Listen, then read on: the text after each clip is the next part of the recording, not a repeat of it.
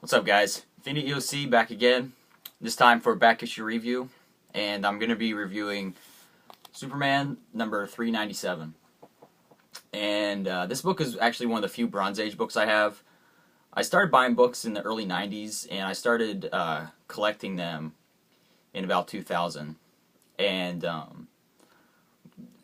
going back and buying books that I've missed and stuff, I haven't really bought any books from before I started buying books regularly. So I have very few books from the 80s and earlier. Most of my books are modern stuff. But this is one of the few Bronze Age books I do have, and it's 397. This book was not chosen at random. This book is actually the Superman from July 1984. This was the book that was on the stands the month and the year I was born. And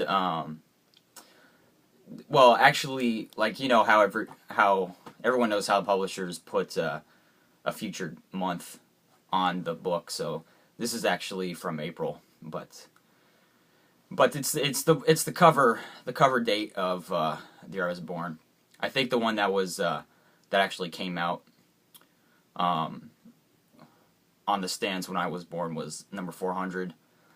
But that's just getting into semantics, and I don't want to argue semantics with you. If I wanted to argue semantics, I'll talk to my brother, because he loves doing that. So it's 397, like I said. It's a story with the Kryptonite Man. It's the first part of a story of a crossover with Supergirl, and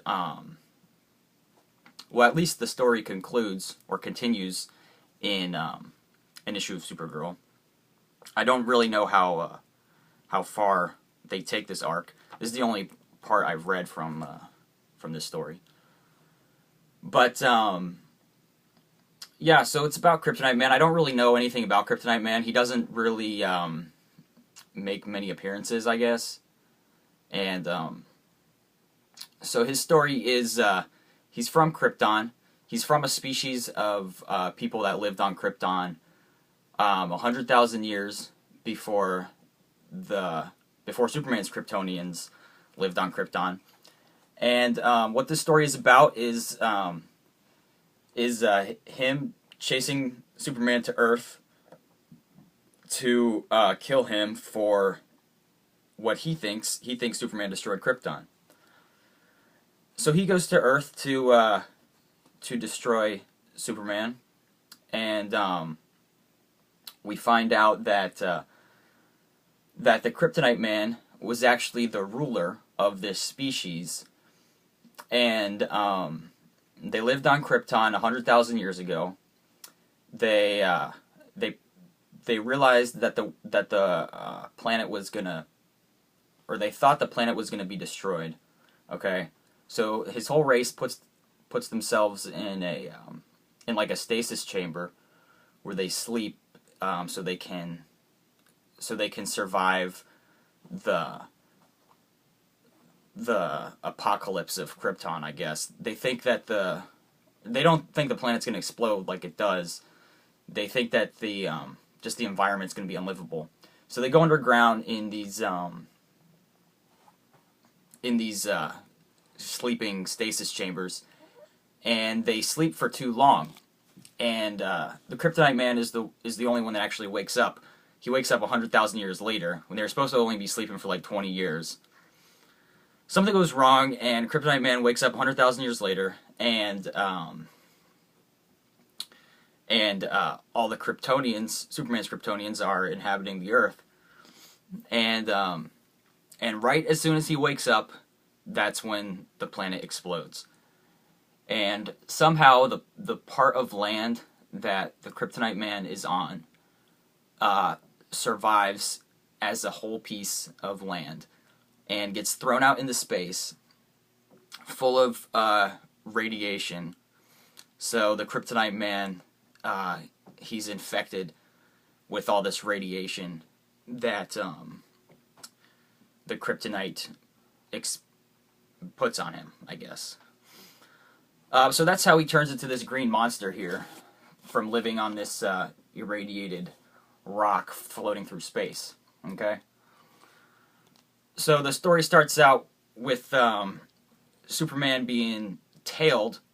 Superman's flying through space, and he's being tailed by the Kryptonite Man. He's chasing him down. And he makes it to Earth. The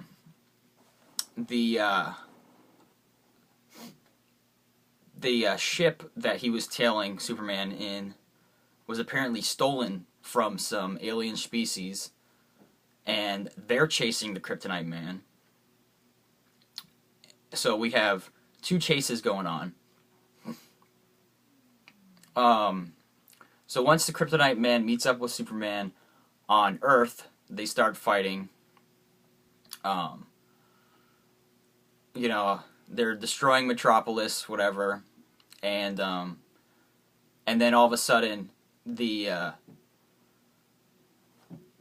alien species that was chasing Kryptonite Man shows up on Earth to kill Kryptonite Man.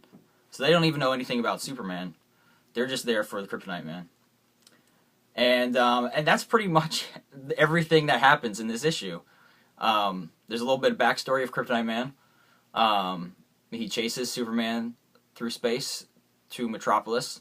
They fight, and then this other alien species shows up and tries to kill Kryptonite Man. And then it leaves off, and you gotta finish the story in Supergirl. I believe it's Supergirl. Yeah, it doesn't say the number of Supergirl, it just says the July issue.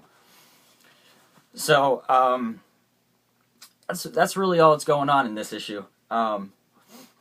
It was a fun read. It was a lot of just backstory on Kryptonite Man, explaining who he is, how he came from. I don't think this is the first appearance of him, but it seems like it could have been, because it's an origin story of him.